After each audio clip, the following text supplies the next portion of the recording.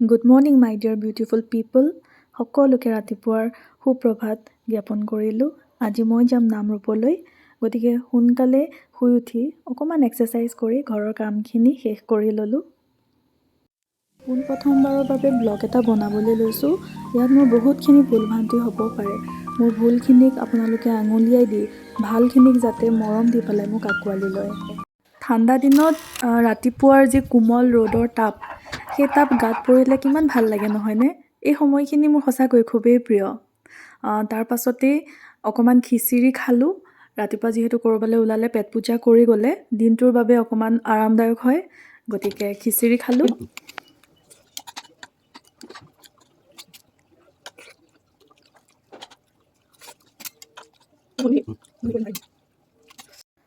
যিহেতু নামৰূপলৈ হাবিৰ স্কুল ফ্ৰেণ্ডৰ বিয়া খাবলৈ যাম, গতিকে বিয়াত এই কাপোৰযোৰ পিন্ধিম বুলি ভাবিছোঁ। কমপ্লিট লুকটো আপোনালোকক দেখুৱাই আছোঁ।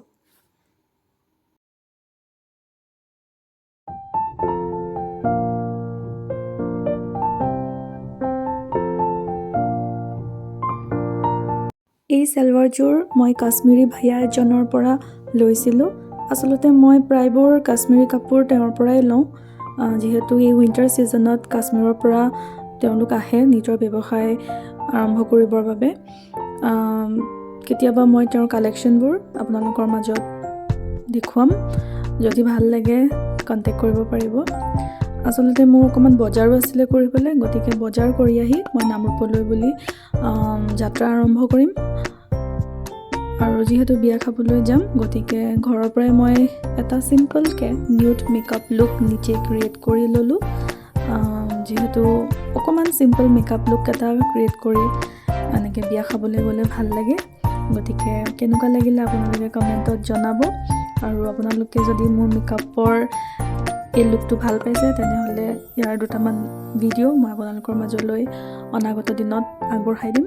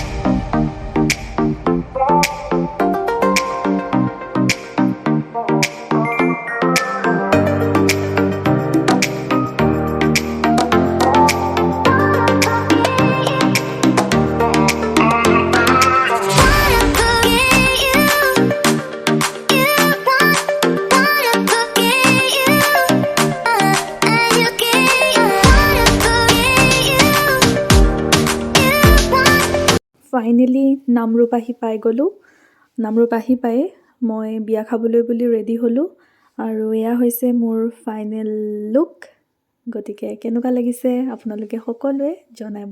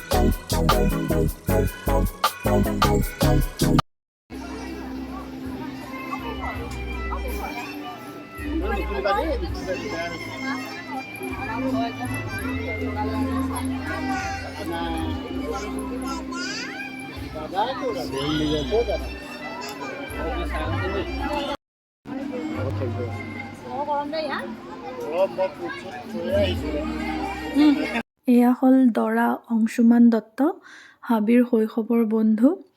গতিকে বিয়াততো ফটো এখন উঠিবই লাগিব।